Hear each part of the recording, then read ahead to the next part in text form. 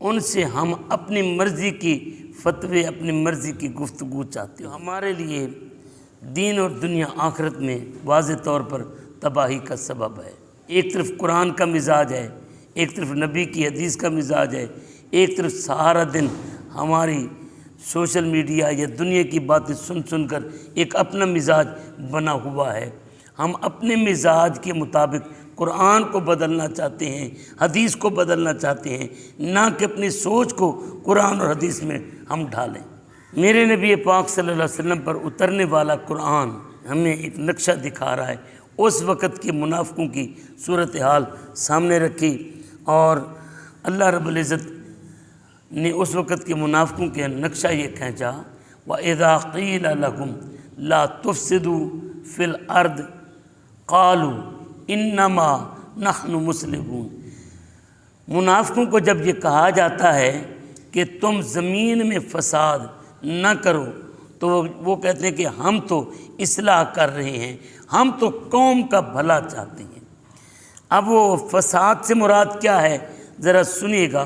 میں یہاں پر تفسیر کھول کر بیٹھا ہوں، میرے سامنے تفسیر طبری ہے۔ تفسیر طبری کے اندر جو لکھا ہے وہ یہ ہے کہ یہاں فساد فی الارض سے مراد کیا ہے؟ اللہ اور اس کے رسول کے احکام کی نافرمانی۔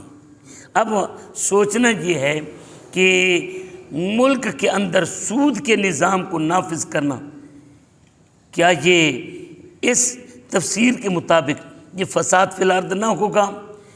اس ملک کے اندر قوانین قرآن اور سنت کے خلاف بنانا، کیا یہ فساد فی الارض نہیں ہوگا؟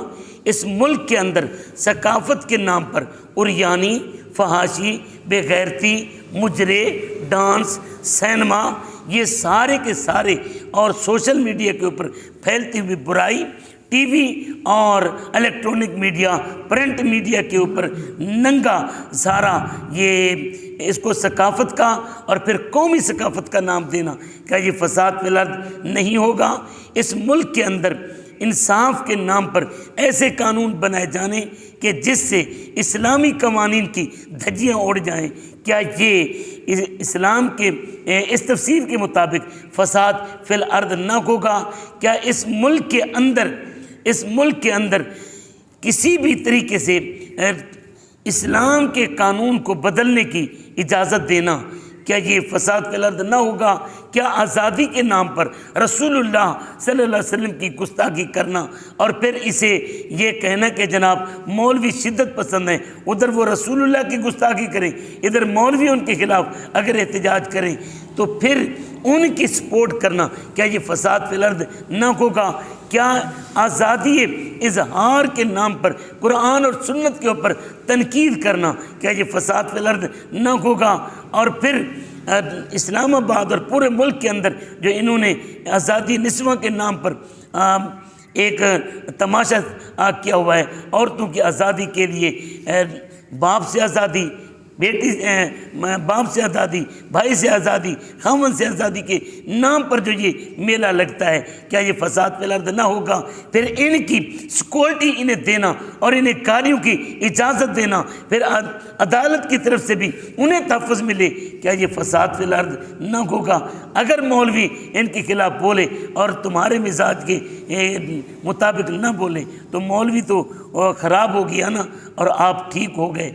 یہ تو پتہ چلے گا جب قیامت والے دن اللہ اور اس کے رسول کے سامنے جائیں گے، پھر پتہ چلے گا کہ تم نے اپنے لیڈروں کی خاطر کیا کیا کیا، قرآن اور سنت کے ساتھ تم نے کیا کیا۔ آئیے ذرا سنیے اللہ رب العزت کیا فرماتا ہے، وَإِذَا قِيلَ لَكُمْ لَا تُفْسِدُوا فِي الْأَرْضِ، جب انہیں کہا جاتا ہے زمین میں فساد نہ کرو، قالوا، وہ یہ کہتے ہیں اِنَّمَا نَحْنُ مُصْلِحُونَ، ہم تو قوم کا بھلا چاہتے ہیں۔ سود کا نظام نافذ کر کے، آزادی دے کر ہم قوم کا بھلا چاہتے ہیں۔ اس وقت وہ رسول اللہ کی مخالفت کر کے تنہائی میں بیٹھ کر وہ آقا صلی اللہ علیہ وسلم کے خلاف وہ زبان درازی کرتے تھے، وہ بھی کہتے تھے انما نحن مصلحون، ہم تو اصلاح